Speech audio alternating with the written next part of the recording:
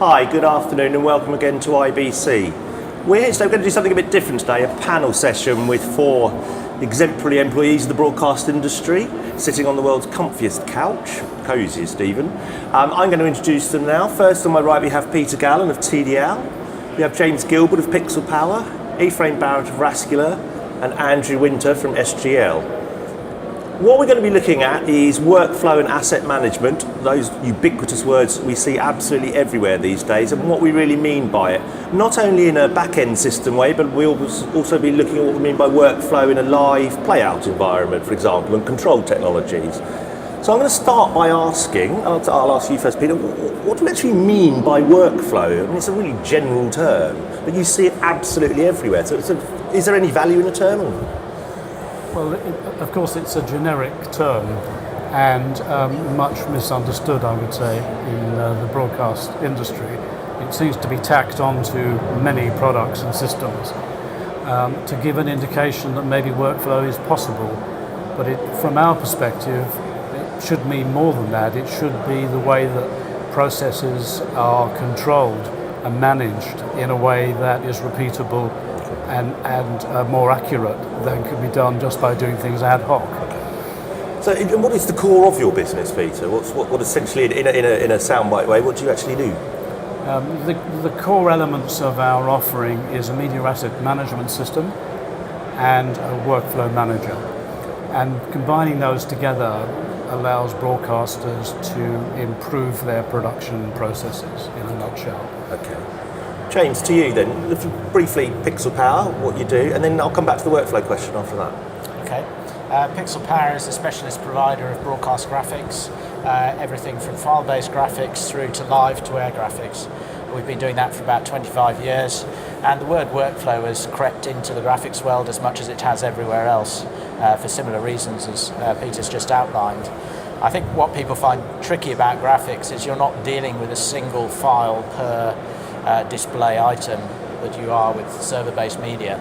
So there are a lot of files which are all interrelated in a complicated way, and there are lots of graphics vendors all who have their own workflows and their own tools for managing them. So it's quite a complex world that we're operating in. Ephraim, you're at a slightly different end of the play-out spectrum in a way. If you could just give me a little bit about Rascular, and then what does workflow mean in your environment?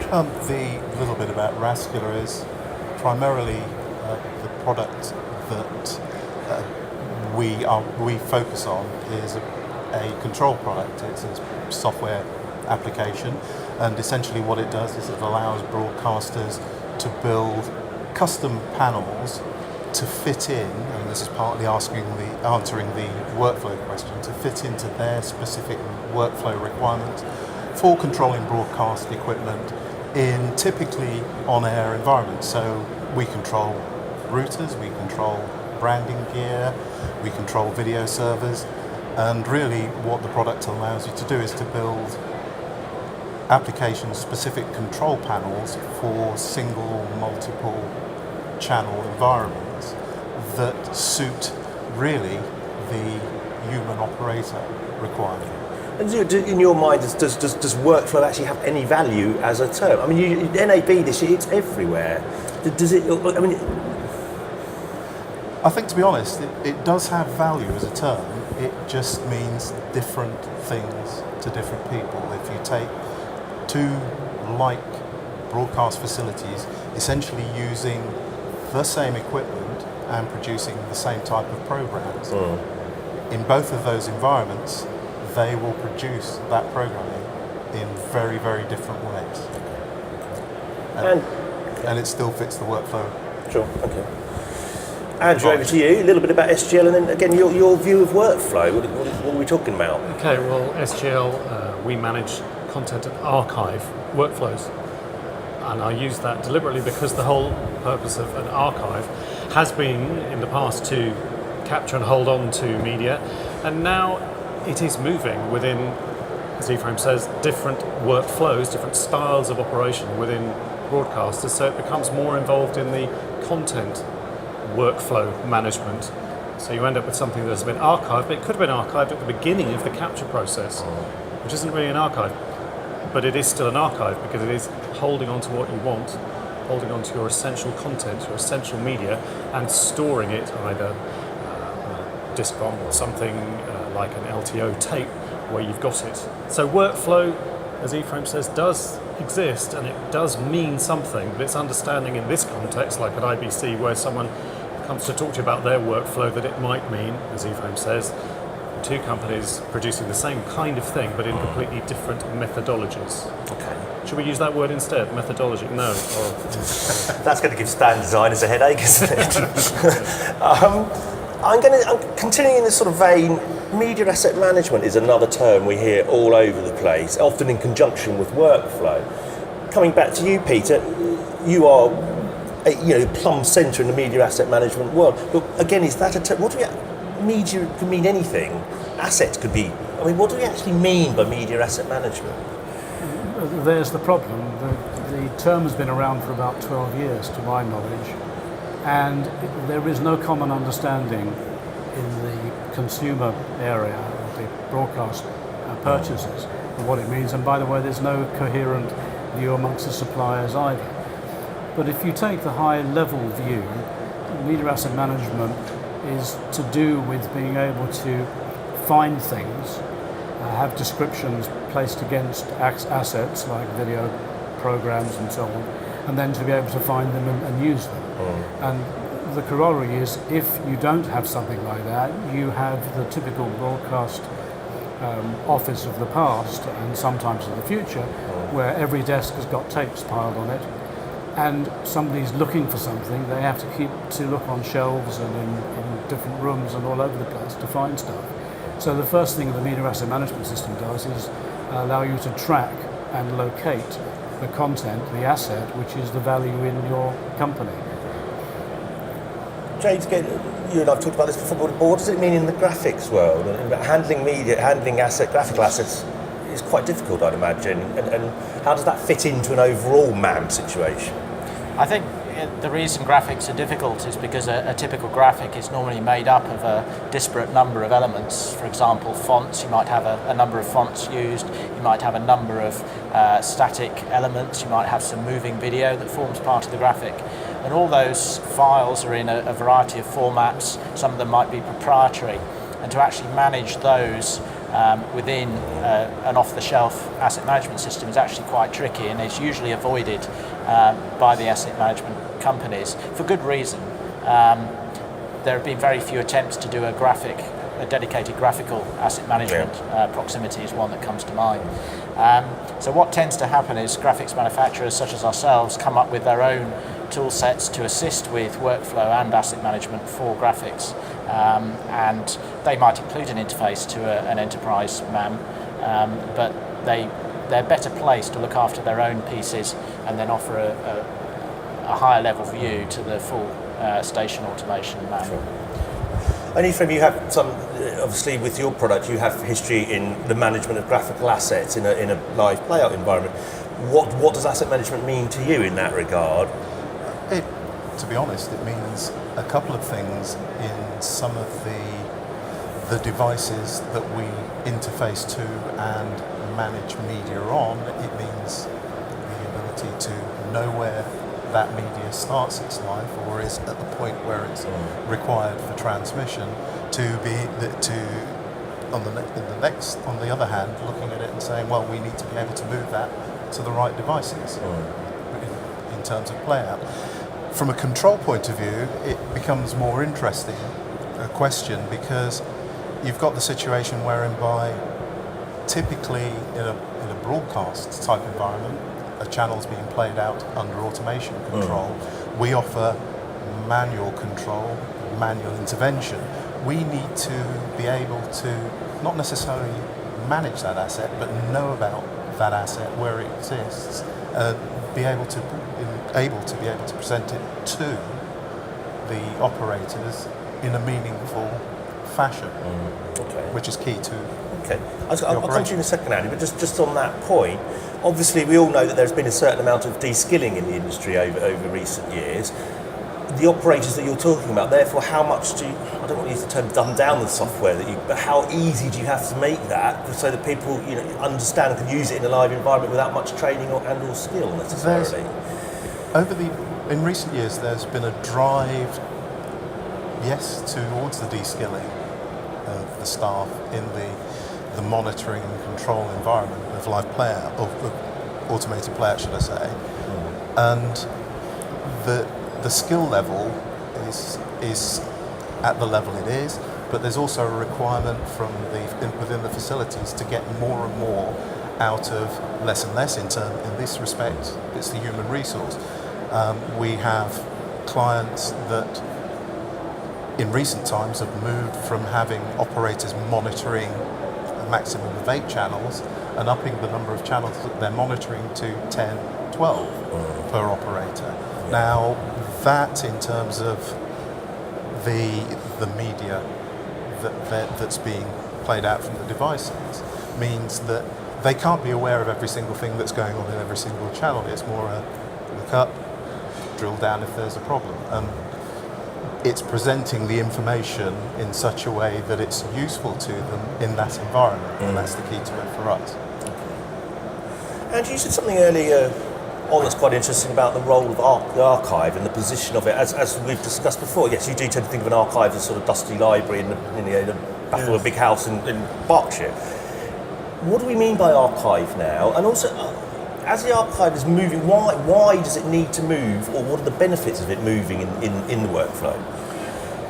Why does it need to move? Well, the technology is allowing it to move, isn't it? I mean, that's an interesting point you hit on, that it used to be perceived as being something dusty in the corner. And in fact, I've noticed a particular company here talking about your archive not being a dump where you leave stuff to die. Slightly insulting to all the librarians and archivists who've worked for decades in the industry to know where things are and to attempt to track where things are. I can sort of see the point they're making, but it's the technology is changing. So, for example, with LTFS, you can do multiple things at any one time with an incoming stream of media, whatever it is, whether it's an Olympic event or a live royal wedding or something like that. You can pull the media in and use it in many ways, and one of the benefits of a history that a company like SGL has is in actually managing the stream of media into various storage devices, whether it's a standalone device, a bunch of disks, or a robot. You can pull and use that experience at the front of the workflow to say, there you go, this is going straight to air, this bit is actually creating a proxy which can be used by your editorial teams, so watching out for what is really going on at this event. That can be used on an LTO tape to be removed and then read on another drive by someone who's editing, because it's an open format. So yes, it's an archive, but it's not really an archive because it's moved, but you've still got everything in a format and in a place known by a single entity. A bit of media management going on here. A single entity that knows where that piece of media is and then can pass back to Teddy Al, for example, where that instance of media is, perhaps. And, I mean, you talked about, or you hinted there at the multi-screen world that we're moving into or now live in, and also the speed of turnaround that's necessary. I mean, are we talking about a huge amount more data and more media that we're actually managing these days? So yeah, I mean, that comes into the MAM world, doesn't it?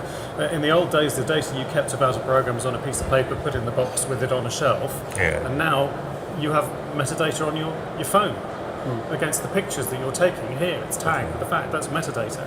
It has become part of our lives at every level, hasn't it? I mean, for heaven's sake, the oven I've just bought remembers what I last cooked in it, so I can press a button and do it again.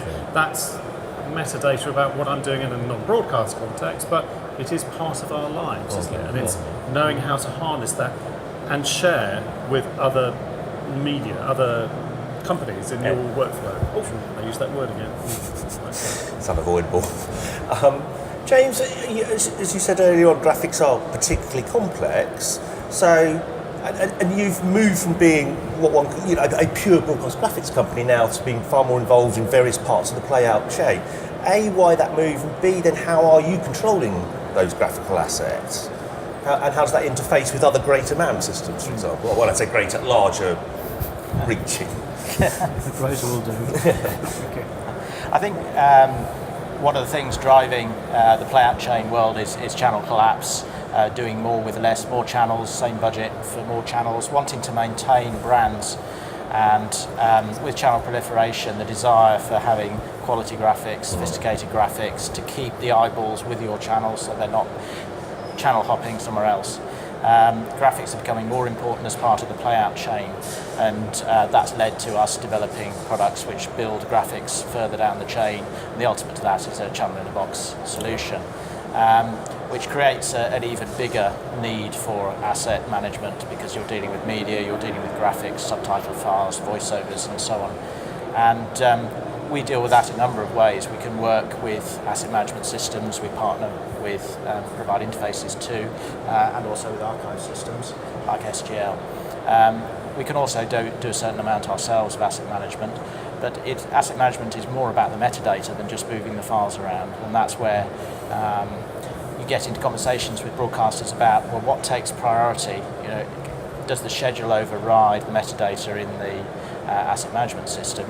And you need it to be able to, but is that the default position? So it actually gets quite complex when you're making decisions about, you've got multiple sources of information, how do you know which one is right? And making the right decision about that is a part of a planning process for a playout system.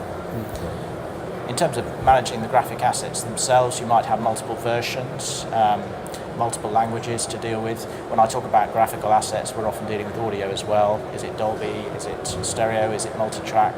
How many language tracks are there? How do you arrange those in each output device? So there's a lot of detail about an asset which is perceived as something quite straightforward, perhaps a program. The amount of metadata that goes along with it is growing ever larger. And that needs to be managed from ingest via the MAM system, such as Peter has, through to play out without making the right decisions about where you pick the information at each point.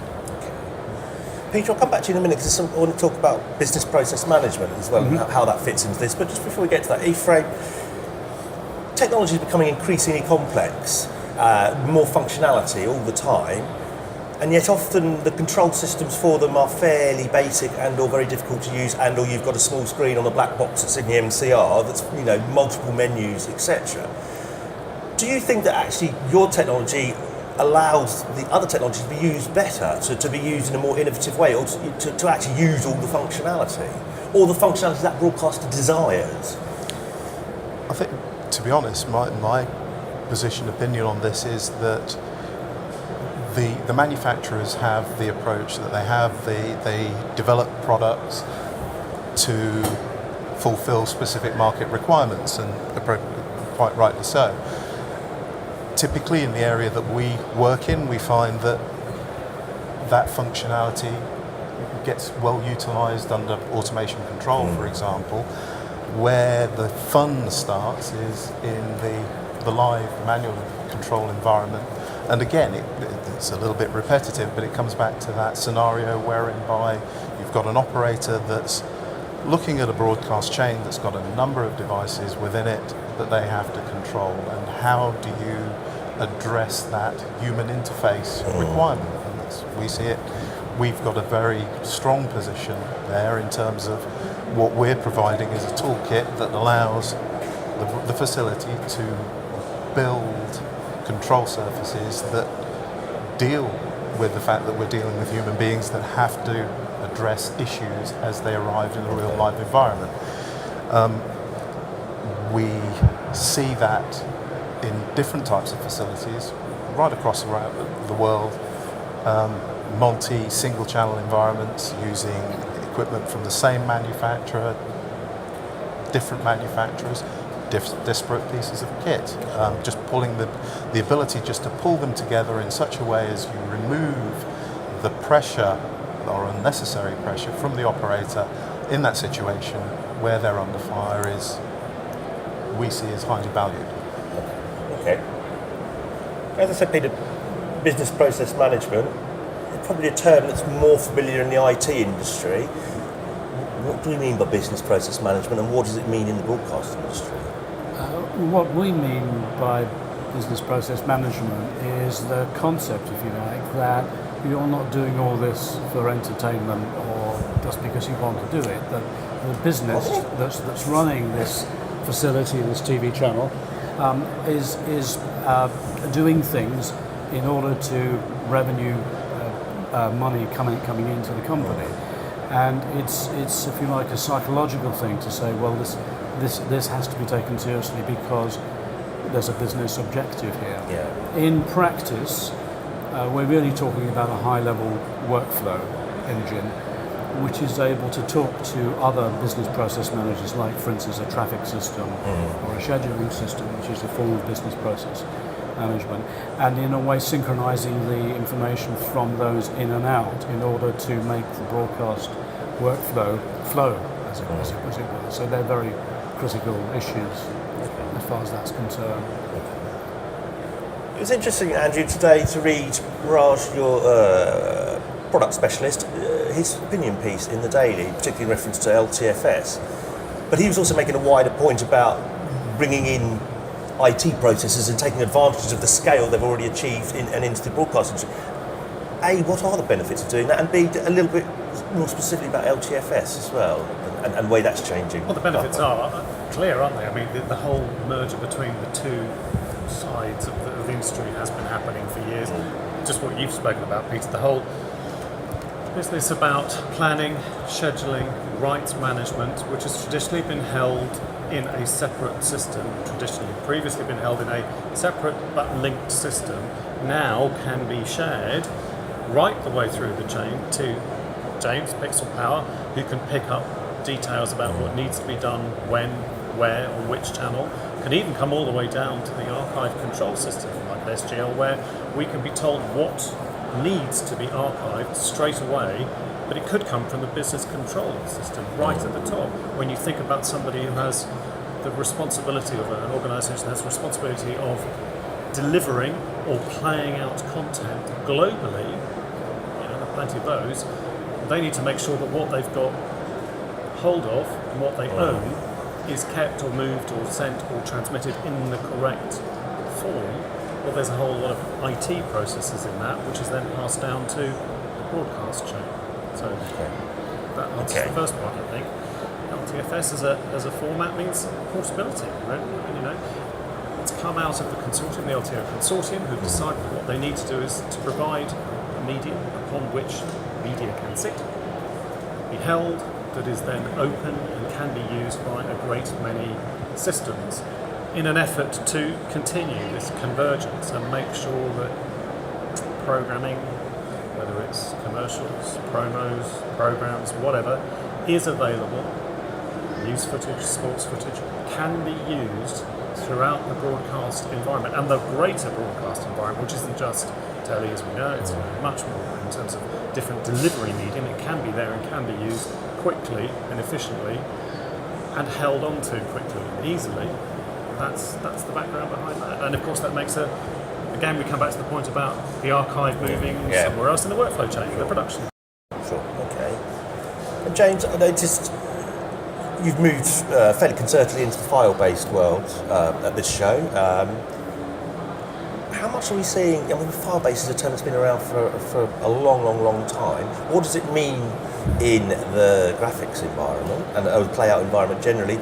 And how much are you actually seeing file-based? I think file-based was perceived, first came into the industry, as a panacea to getting rid of all that tape, which was cluttering up people's desks, or a library if they were more organised. I think files have been in use for a very long time in the graphics world. What we mean by file-based workflows is actually, rather than the graphics coming out of a hardware device or a software hardware device as SDI video or ultra high def video, whatever it might be, it's about producing files with graphics already in them and then using those files to play the graphics from other pieces of equipment or repurposing them for delivery to second screen and so on. And we've at IBC this year we've launched a system called Pixel Factory, which is a file-based workflow engine and renderer, scalable to multiple channels, and that enables new applications really for graphics to automate things like promo versioning, reduces time in the edit suite, can save people a lot of money, simplify workflows, it's the workflow word again. It's about efficiency and doing more with less, which is what every broadcaster is aspiring to, with the demand to deliver their content to multiple platforms. Each platform probably has a different set of graphics requirements, a different set of legal requirements in terms of what's displayed where and how big it has to be. So when you're dealing with multiple screens, maintaining all those different versions can be quite a challenge, and having file-based workflow graphics rendering can facilitate that. The other thing we've done for these kind of newer channels is to make it available as a pay-as-you-go model. So that's quite unusual in the industry, and it's raising a few eyebrows, but I think longer term the idea of an OPEX-based pricing model for some of these things is going to give our customers more flexibility in how they serve their customers. Okay. Slightly more general question, free frame, and then I'll come to you, Peter, on this as well. I mean, we've always required in the broadcast industry very bespoke technologies to ship around, frame synced, accurate video and audio around the world is a difficult thing to do, and it hasn't been the preserve of the IT space. As we move into, or as there's a greater unity between those two, is there not a danger that the broadcast industry actually kind of disappears and becomes a subsection of the IT industry, or there's always going to be a requirement for have specialist needs in this sector? I think the reality is that it's something that we need to get used to. Broadcast is specialised. The other side of it is that it's not necessarily dumbing down, but technology is making it so that what was the domain of specialised facilities 5 years ago is now it now lives in the realm of the desktop, and is easily accessible by a lot more people, and it will continue to go that way. In terms of IT's interaction with it, we don't see it as a case of it will dumb down or it will go away. That speciality will continue going forward into the future, and there will be a need for organisations such as our own that specialises in interacting with it and bringing a rich and enriching or a more beneficial experience to the control end of the spectrum with the equipment and the systems that lie out there. Okay. So IT is coming, but I don't think it's a case of IT taking over the broadcast space. I think it's a case of using the best of what lies in the IT world with the innovations that are taking place within the broadcast world, and we kind of see that anyway with both these gentlemen that sat at the end, and James is coming as well. Yeah, absolutely. That's exactly what's happening. Peter, I just wondering. Sorry, James, you were going to say something? Yeah, I was just going to say, I think IT as a route to lower cost is great. The thing that must be borne in mind is historically all this specialist broadcast equipment was developed and sold at a premium price, and that pricing helped to pay for the development, to pay for the R&D. I think there's a disconnect in the expectation that IT is going to lead to lower cost product, because you've still got to maintain that specialist knowledge that the industry requires and thrives upon to actually make those things work in our environment, and that still has to be paid for somehow. So I think that's something that is an education problem with our customer base. And we mustn't forget the editorial thing behind all this. I mean, we're sitting here in a technical forum, but we mustn't forget that editorially there is a whole rich history behind all this stuff. Why we produce what we do in the way we do, because there is a need legally, artistically and editorially to produce something or present something in a certain way. Sure. And an IT system can't remember about all the local sensitivities perhaps, or the history behind why something is made in the way it is, or understand watershed information sensitivities, all that kind of thing. And I know it's kind of outside of our frame of reference usually, but it is all there, it's ever present. That it comes into your world, I would say, these are quite frequently in that whole business of managing assets as intangible intellectual assets that affect us all as well. I wonder what your view is on that then, Peter. I think what you've got to bear in mind is that when we say a broadcaster, we should be thinking about two different things. There's the broadcaster as a creator and a provider of content. And then there is the broadcaster as a kind of factory, which has the task of bringing in raw material, preparing it, changing it, making versions, and then sending it out. And of those two elements, if you like, I think IT will completely take over the manufacturing process very, very soon. Because as soon as something goes into a file, it's open to be dealt with in an IT In IT platform. world, yeah, But sure. as Andrew was saying, we should never lose sight of the creative part of this, because whilst video is proliferating across the internet, across the world, quality programming is not accelerating at the same place. So, the danger is you've got billions and billions of videos Yes. which are completely pointless, Yes. and then the crown jewels, the FA Cup final, the great film, the great TV series, they're still there, and in their production mode, they'll be using, I think, IT-based tools to help. Certainly, they'll be able to bridge much more quickly and more simply into a fully IT platform than they are at the moment, where there are hiccups. But that's the way things will go, I think, in the very near future. Last couple of questions, and feel free to jump in on these. Do we have an overly westernised view of television and technology? HD's been around for a long, long time, but if you look at Freeview in the UK, out of the 60 channels, 4, 5 are HD, and yet we're now looking at 4K, 8K, etc. And whereas in many countries, Africa prime example, and lots of Asia, you're still looking at analogue distribution, where you haven't even got to digital yet. So is there a danger the industry is actually racing ahead of itself at the moment and not taking into account the requirements of smaller broadcasters in more impoverished or emerging markets?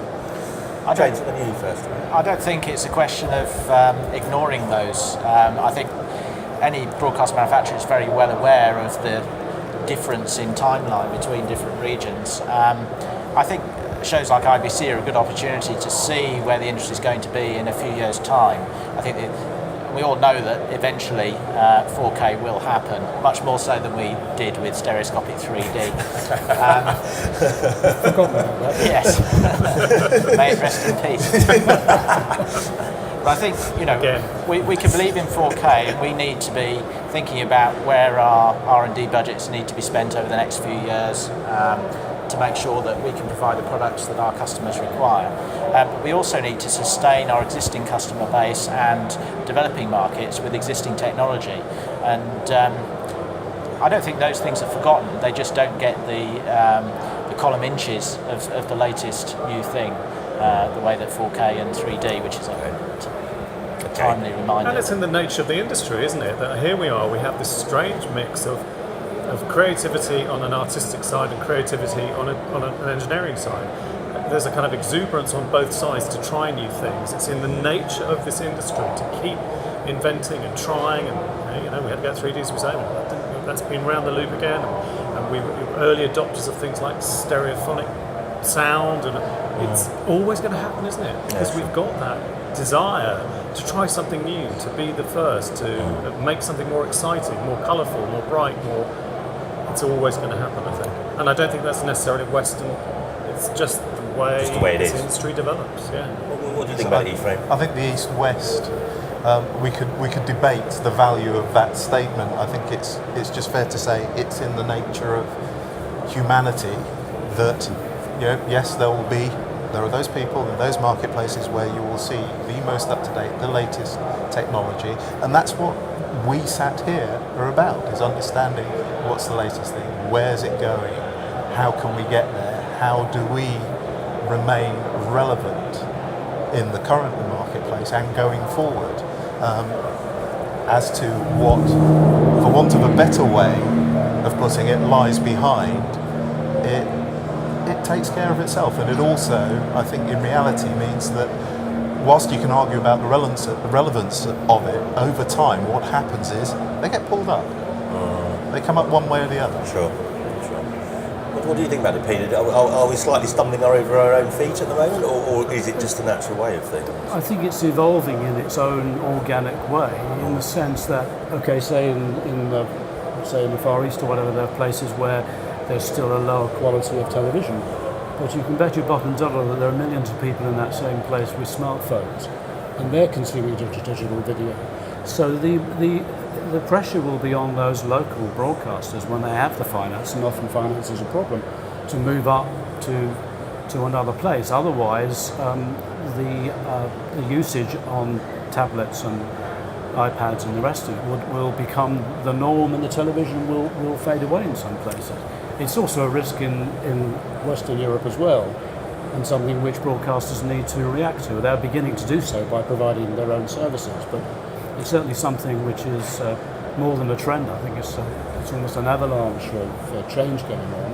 And of course it's a demographic change as well, because if I dare say so, we're of course all very young here, but people who are even younger than we are. Is it possible? Are consuming video in ways that A, we couldn't possibly do, and B, we couldn't possibly have thought of. And so in that sense, everybody's affected by this, but maybe they're affected by it in different ways and in different timetables, I guess, would be my conclusion.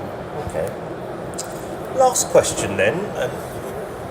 As we're moving further into the software world and the IT world, how is the role of a manufacturer changing? Is there more a consultative sort of role, or even a sort of mini SI role involved in this, more so than there used to be? James, I'll go to you first on that one. I think the broadcast industry is full of large companies, but also smaller companies who have their specialist niche, and those companies have always been consultants, not by name, but by very nature of how they refine their product to address specifically a particular need, a particular desire. Raskin is a prime example of that type of provider to the industry. Their expertise in their niche is a consultancy process. I think the difficult thing is how to monetize that and how to get value from it, because the perception is that that's part of the sales process and we get that for free. Well, that's okay up to a point, but as we move more to IT-based commodity hardware, the margin on selling the equipment becomes lower, so then that consultancy has to be paid for in a different way. And this is coming back to what I was saying earlier about a process of education that our customers need to go through to understand that our expertise in our particular niche is useful to them, and their business will benefit from that. But on the other hand, that has to be paid for. It's not something we can give for free. And the general de-skilling, particularly on the technology side within our customer base, is also exacerbating and emphasising the need for that consultative process, regardless of the size of company that you're dealing with. Sounds like the world's ending out there. We better crack on with this.